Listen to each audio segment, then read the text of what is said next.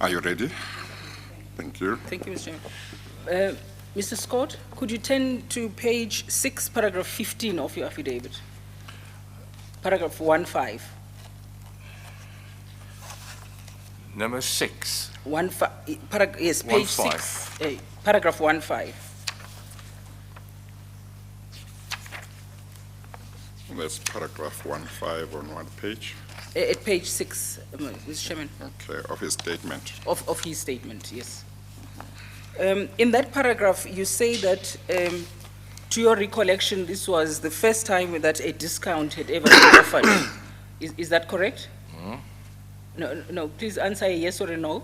Yes. Yes, thank you. And then you also say that the discussions between yourself and Mr. Hauer were happening via emails. That's correct. And is it correct that there is no agreement, written agreement, that you are aware of that was concluded with him? Correct. Yes, thank you. Now, if you go to paragraph 17, same page. What do you say in paragraph 17? Can you just read that into the record? What do I say about? Paragraph 17, yes.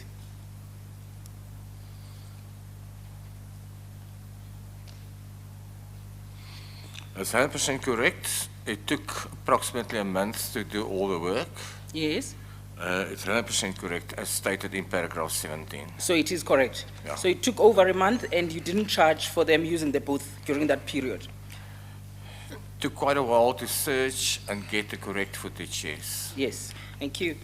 You say the transfer to archive footage. Is it the transfer to archive footage or is the transfer of the archive footage to something else? Did I speak softly? Yes. Okay. In paragraph 17 of your statement, you talk about the transfer to archive footage. I'm asking whether it was a transfer of the archive footage to something. To a copy tape, Your Honorable. But it was a transfer of the archive footage, not to. Not to. Is that right? That's correct. Okay, all right. Yes, thank you, Mr. Chairman. And in the following paragraph, you deal with the packing slips. That's correct, Advocate. Sorry, when you respond, you must always say, respond to the chairperson. I'm not sure whether you heard that. Yeah. That's correct, Chairperson. Yes, thank you very much. In that paragraph, if you could just read after the packaging slip JJS 081, you say there you actually charge them for 1982 minutes of footage, but you charged for the entire price for the 2,000 minutes. Is that what you did? That's correct, Chairperson. Yes. Could you just quickly just take us through the minutes that are reflected on the table that you see there? On the 17th of July, they took 44 minutes away. 18th of July, 34 minutes.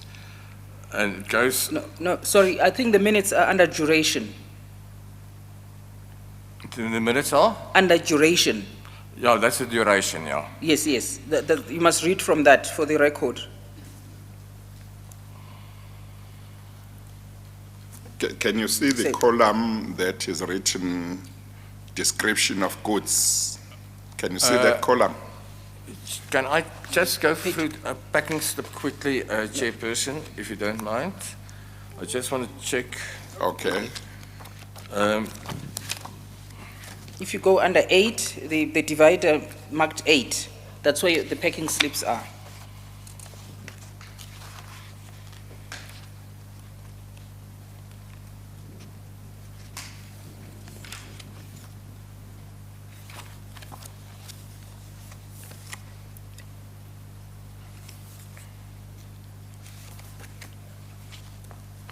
Have you found it, Mr. Scott?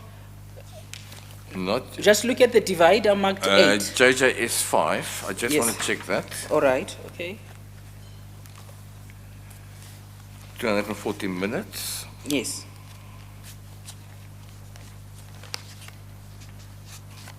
Yeah, and the duration you will see Yes. what they have taken away. 17th of July, 240 minutes. And it goes right through till the 22nd of August. The last time they were there, 40 minutes. Yes. That is the duration which I took away. Yes. That seems to be 22 August, not 27. Is that right? 22nd of August. Yeah, Chairperson. 22nd, or I thought you said 27, I'm Yes. sorry. But can you see the column that is immediately before the column written duration? Description of goods. Yes. Yes. That one, the first item there is 44 DVC PRO. That's the description of goods. Are you able to enlighten me more as to, I am trying to, What that sorry is. Chairperson, but I am trying to myself, it's a little bit confusing at this stage. yes, And I want to see exactly what what that the packing was? that means, Yes. where they got it from. Oh, may I just help you? If you turn to page 22, 22 on the right-hand corner, I think that's what we are looking for. That will show you the 240 minutes, and that will give you the date of the 17th of July, 2013. That's the packing slip that goes with that item. Where? Page 22, Page 22. yes. I think if I understand him correctly, Yes, Chairman? he is looking for something that will tell him what that 44 DVC PRO Yes. is, but I may be Is it- mistaken. Yes, that is reflected, Mr. Chairperson, on the packing slip. He's looking for a packing slip. Oh, Yes. okay. I do not, Could we assist, could you ask Mr. Yeah, Harrison, yes, somebody could can you please assist him. Page 22. I do not have a page 22. All right, okay, you will have it now. Page 7.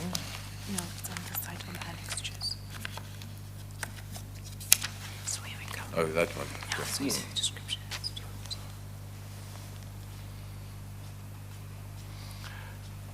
Your Honourable, from the packing Yes. slip, one will see that I signed out 4 DVC Pro tapes to them, Yes, which I brought in originally, and I signed them because I finished the 4 DVC Pro tapes, and the total duration came to 240 minutes, Yes. which I transferred either that day or over a 2-3 day period.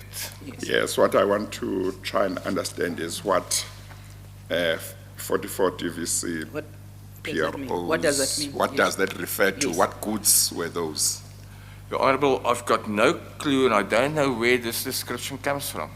Is that so? No. But from your own understanding, what would it be? What types of goods? Because here it says description of goods. What types of goods? Chairperson, there is no such description for footage whatsoever. Yes.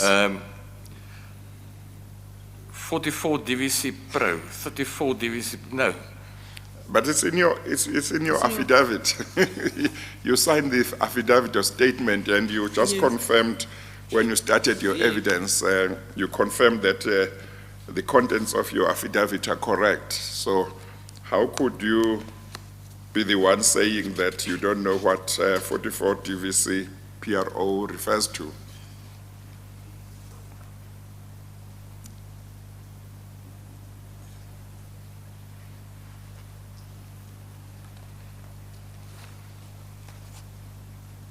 Could that be the size of the tape? Sorry? Could it be the size of the tape? Definitely not. The size of the tapes vary from 33, 66, and 126. Yes. All right, but when you signed it, what were you signing? Because at page 22, you remember 22, where you were before?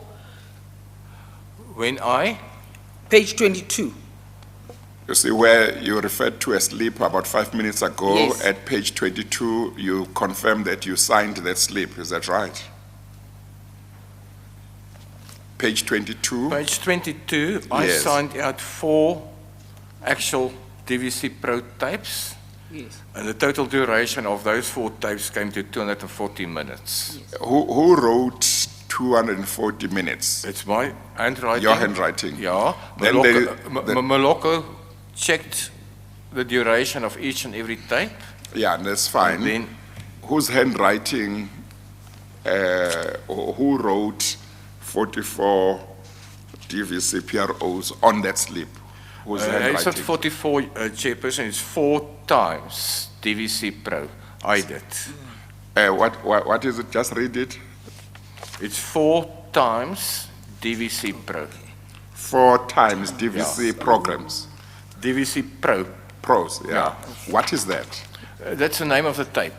Oh, those are tapes. Yeah. Oh, so it's not 44, it's 4 times. It's 4 times. Then when you go to page 7 of your statement, under description of goods, where it says 44 DVC PRO, should it be reading That's 4 the- times? This looks like a typing error. Or it should be 4 times? Yeah, 4 times. If it says 4 times, then it would make sense to Yeah, you. definitely, no doubt about it. Then it would be the tapes. Yeah, and I am correcting mine. So shall it reflect the same in all? It will be 3 times going Yeah. down?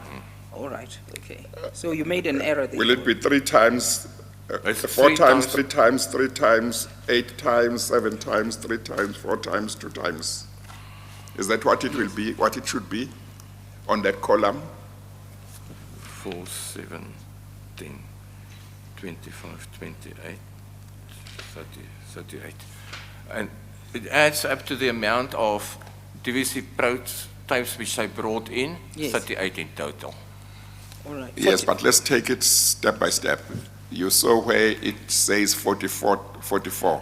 You said it should be 4 times. It's 4 times DVC Pro. Below that, it says 34. 34. Should that 34 say should be 3 times. 3 times?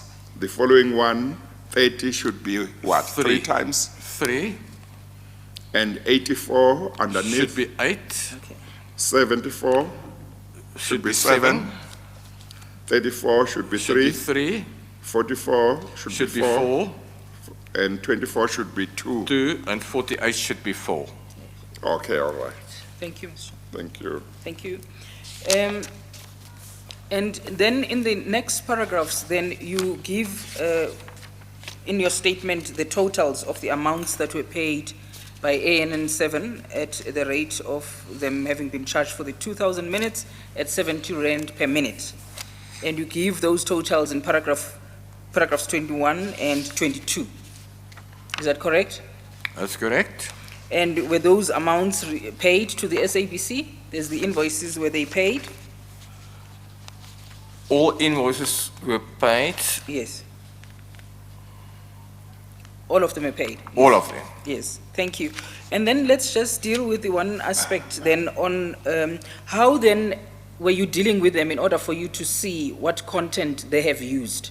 How were you getting declarations from them? Can you just tell the chairperson that process that you followed quickly?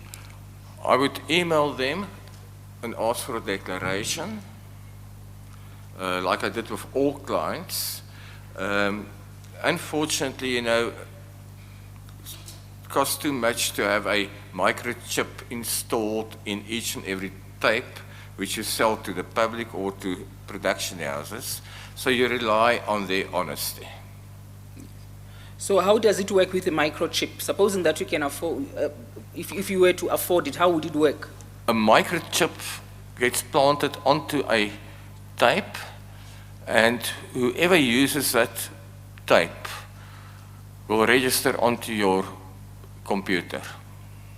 So is that what is called the bent-in code, or is it something different? No, it's something different. Okay. Are you aware of the bent-in code system? The bent-in time code, yes, Yes. definitely. Okay, how does that one work? If you've got a burnt-in time code on your tape, you cannot use it for anything because it's a time code that runs at the bottom of the tape continuously, Yes. and you cannot use it for any programming whatsoever. So, but will you be able, supposing that you give me one with the bent-in time code, does that mean that if I said I wanted it for 5 seconds, I can only use for 5 seconds and not more? No, No, wait. You can only use it for 5 seconds and no more. Yes, if you've put in that bent-in code. You put in a bend-in tape, you can put it in for 2 hours, 3 hours. You can put it in for as long as you like to. Yes, But you cannot use that footage to do any production. The footage completely becomes useless. What renders it useless? Is it what you call banking code or what do you? it's bent-in time code, isn't Bent-in bent? time It's a code. bend-in time code. Yeah, it's a code that runs at the bottom of the tape, or you can put it right in the center of the tape or on top of the tape. If you do not want anybody to use your material. Oh, okay. Yes. Okay. And then for monitoring, you said you simply relied on them, on their honesty, that's all. That was the only monitoring mechanism you put in place. Well, you had to rely on the honesty. That's no mechanism. Well, there is no mechanism other than saying, if I come to you and I buy from you your content, you will expect me to be honest with you, and then I would pay for what I declared to you. Yeah. And that was the only system that was there. Yes, thank you.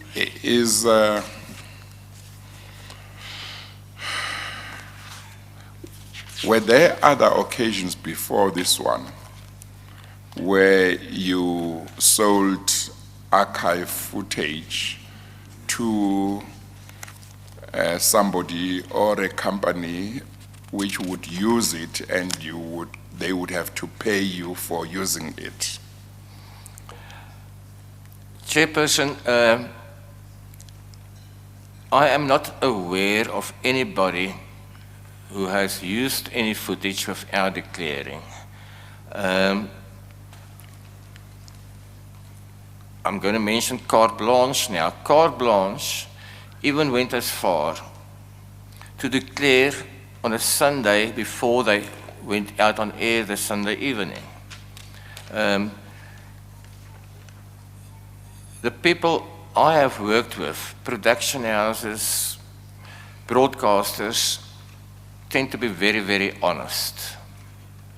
I've never had any problems in footage declarations, never. Well, what mechanism was in place to make sure that if they were dishonest, you would have found out? Was mechanism in place? What mechanism was in place to make sure that if they were dishonest, you would know, you would find out? Nothing really, except for me, we would follow up via email on a regular basis. Yeah, but that if a person says, I've used the footage for 1 hour when they've used it for 5 hours, you wouldn't know whether they've been honest with you or not. Isn't it? Right, Chairperson. There's just no way we could have sent somebody out to the offices to go and check each and every bit of footage. If you had sent somebody, would it have been easy to find out how much the footage for how much time the footage had been used, or would that not have been possible to determine? We relied on the honesty of the client. I'm asking a different question. The question is, if you did not trust the client, what is it that you could have done to check whether you are being misled or not when a client tells you, I used the footage for X amount of time, when in fact it was for more? Chairperson, I could have asked him for a DVD burnt-in time code copy. Okay, and that would have told you exactly how much time had been used? Definitely, no doubt about it. And was that something that was available at the time that this transaction took place? Yes. I could have asked them for a DVC Pro copy Yes. of whatever they have broadcast. Yes. That would have meant 3-hour DVC Pro copy, a 2-hour DVD copy. they went out 24 hours a day. That would have meant 12 DVDs a day. Yeah, I could have asked them. And that would have been fine. There's nothing that's not viable about doing it that way, is there? Quite right. Yes. And why was that not done? When I approached them after Madiba passed away, they immediately responded and they came back and they declared in an honest way, Sias, we have used 27 minutes of your footage. So I trusted them. Yeah, but why do you say in an honest way? Because you don't have a way of knowing whether they were being honest. Shouldn't you simply say, they said to me they used 27 minutes and I accepted that, but you don't know whether they were being honest. You didn't know that, did you? You're right, Chairperson.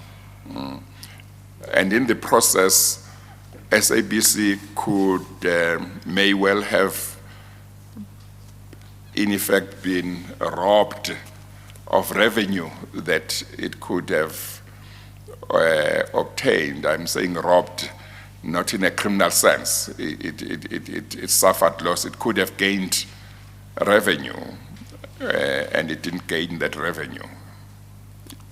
You're right. You accept that? I agree 100%, Chairperson. Yes. Okay. Yes, thank you, Mr. Chairman. Maybe just lastly then, Mr. Scott, you said there were payments. Are those the ones reflected at page 64?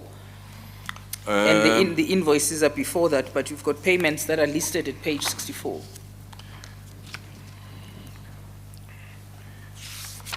'64 will be written on the right top hand corner. Correct, Yes. Advocate? Yes. So, following from the questions that the chairperson had asked you, then you would, I take it that you would not take issue with the evidence of Mr. Sundaram, that the manner in which a declaration was made by your office relying on the user of the footage was not a good way of, was not a commercially viable manner of doing business. I agree. There should have been a method in place to check each and every second of footage going out of the building. Yes. And that was your responsibility. Maybe I was never told it's my responsibility. Sale of footage started long before I started working for the SABC. Yes, but for 25 years, as you were working with the SABC, you continued in the same manner which you described to the chairperson, without putting in the other mechanism of the bent-in code. Yeah, but quite frankly, you know, right from the day I started, we had faith and trust in the clients. I was never told to play policeman. Never. But Mr. Scott, I can understand when you trust somebody that you know and who have known for a long time. But sometimes the client is somebody that you meet for the first time when they want the footage. So how do you work on the basis that that person is an honest person when you rely on, there's no track record to rely on? Chairperson, you just hope that the client acts in good faith. Yes, but you can't run a business like that, can you? And but not be your fault. Really, if you give somebody something that they can use to make money, because that footage, this particular client wanted to use in the course of business, of their business, you know, ANN7. And they know that if they give you, they know that you won't have a way or you will take their word when they say we used it for 1 hour when in fact they use it for 3 hours, and they know that if they say it's 3 hours they'll pay more, if they say 1 hour they'll pay less. You know, there are people out there who will mislead you. So unless you have had you know, a track record of dealing with them and their honesty has been proved, it should be problematic, because if you run a business simply on the basis that you will trust that every client who goes through your door is an honest person, then there'll be problems. You appreciate that? I do, Chairperson, yeah, and I agree 100%. There should have been a way to monitor footage going out of the building. And especially because from what you have said, it's not as if there was no way of, there was no mechanism that could be put in place. From what you have said, there was a mechanism that could be put in place to make sure that you could know exactly how much time had been used. And the question is, when you have got a mechanism that is meant to protect SABC in that situation, why was it not used? And then we now have evidence that this archive footage was given to ANN7 for an unjustifiably low amount. That's I think the previous witness said somebody from ANN7 used to say that they got this footage for peanuts from SABC. You understand? I didn't hear the last part. The last witness that was before you, can you hear? He gave evidence and said somebody from ANN7 or somebody connected with ANN7 to whom the footage was sold by SABC was boasting around saying that they got this footage from SABC for peanuts. I think there was mention of beer and for beer and something else. I don't know whether you said that or yes, somebody it's else. Chairperson, if that person got it for peanuts, he didn't get it from me, A, and B, I stuck to the agreement which I had with Nazim Hova. Yes, thank you. Thank you, Mr. Chairman. Thank you, Mr. Chairman. That is the evidence from this witness. Thank you. So the footage that you have personal knowledge of as the footage that you sold altogether amounted to footage for how much time? Was it 2,000? 2,000 minutes. 2,000 minutes, is that right? 1,982 to be precise. And Mr. Hoa or ANN7 paid how much for that? They paid 70 Rand for 2,000 minutes because I had this agreement with them that at 70 Rand, you take 2,000, and they paid 140,000 Rand. 140,000 rand. Excluding that. Yes. And do you say that that amount which they paid was reasonable and accorded with what SABC used to charge generally for footage? Did I? That the amount that they paid, are you saying it was reasonable and that it accorded with the rates that SABC used to charge for archive footage? The amount was 100% according to what I have quoted them, and also as per the minutes which they were supposed to take away. Okay, thank you. Thank you, Mr. Chairman. Are we going to get any other witnesses who talk to the reasonableness or otherwise of the price? and the norms? unfortunately, Mr. Chairman, this is the only witness that was working in that department that was dealing with the pricing and everything else. And he was the only person. Well, there should be an investigation whether the complaint that this footage was sold for a song, whether there is justification in that complaint or not. Yes, I am aware of a forensic investigation that the investigators indicated that had been conducted, but it was done in a very short manner. And Yeah, yes, what needs to be done is to establish what the norm in the industry, The industry, is. With 70 rand at that time, was it the norm, you know, yes, for that kind of footage? And or not, you know, they Yes. had 100 rand, but Yes, they reduced it discounted, to they say- reduced yes. it.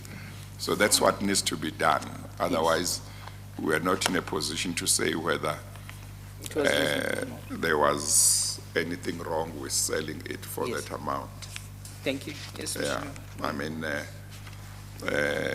if there is, I'm sure there should be a lot of other transactions of that kind within the country, but even if they are not, I'm sure that investigation into what happens in other countries with TV stations or whatever can Yes. be checked and then can be compared with the 100 rand per minute or 70 rand per minute to see whether